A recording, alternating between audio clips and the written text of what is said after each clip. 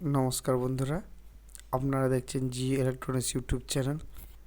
তো এটা একটি সিসিটিভির পাওয়ার সাপ্লাই, অর্থাৎ সিসিটিভিকে যেটা কারেন্ট কন্ট্রোল দেওয়া হয় সেইটা, সেই জিনিসটা এটা। তো এটার প্রবলেম হচ্ছে এটার মধ্যে পাওয়ার আসছে না। তো সর্বপ্রথম এটাকে আমি খুলে নিচ্ছি। দেখুন এটা খোলা হয়ে গেছে।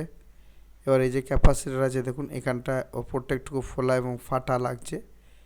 তাই এটাকে আমি সর্বপ্রথম সার্কিট বোর্ড থেকে ওপেন করে নেব।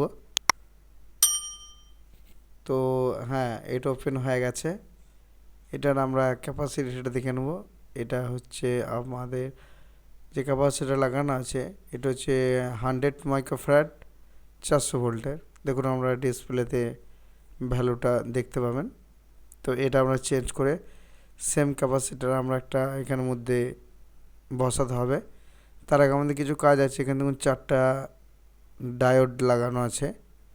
তো এই 4টা ডায়োডকে আমরা সর্বপ্রথম চেক করব যে এই ডায়োডগুলো ঠিক আছে কি না। তো বিপ সাউন্ড দিলে জানতে হবে ডায়োডগুলো খারাপ আছে। তো এখানে মনে হচ্ছে 4টা ডায়োড ঠিক আছে।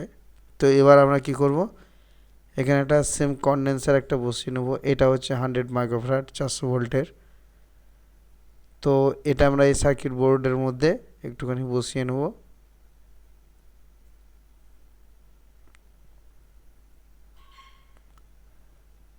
তো এটা খুব একটা সামান্য বড়ও নয়, কটা ছোটো মধ্যম, কটা ছোটও নয়, তাই এই সাইজটা আমি কিনে রেখেছিলাম। তো আপনারা এরকম সাইজ দেখে কিনে রাখবেন, কেন খুব বড় হয়ে গেলে এসএমপিএসের উপর দিকটা মানে বসবে না, যে কারণের জন্য এটা মিডিয়াম সাইজেই এটা কিনতে হয়।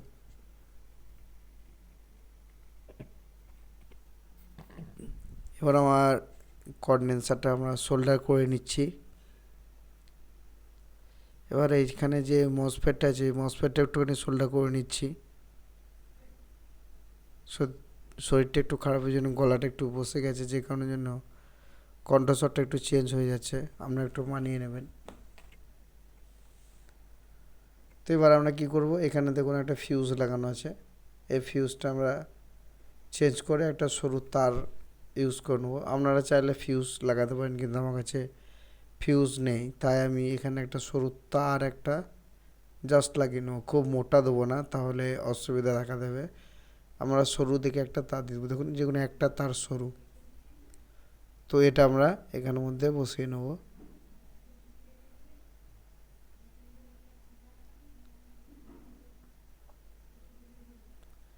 তো এবার আমরা সোল্ডার করে নেব।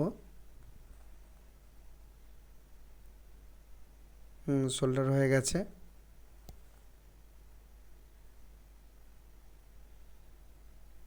এবার আমরা একবার চেক করে নেব যে সার্কিট বোর্ডটা ঠিক হয়েছে কিনা, বা অন্য আরও কোনো প্রবলেম আছে কিনা, সেগুলো আমরা চেক করে নেব।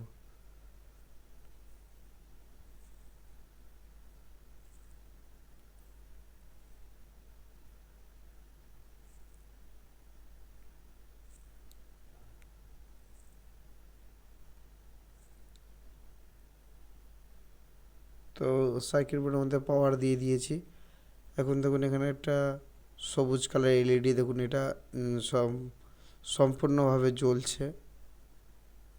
তো এবার আমরা একটুখানি ভোল্টেজটা দেখে নেবো কত ভোল্টেজ আছে। এটা সাধারণত 12 ভোল্টের হয়। হ্যাঁ, তো এখানে 12 ভোল্ট ঠিক আছে।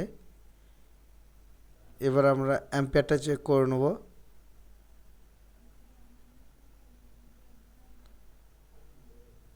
যে এটা লোডেও ঠিকঠাকভাবে চলবে নাকি। এটা একটা ফ্ল্যাভেন্ট ল্যাম্প।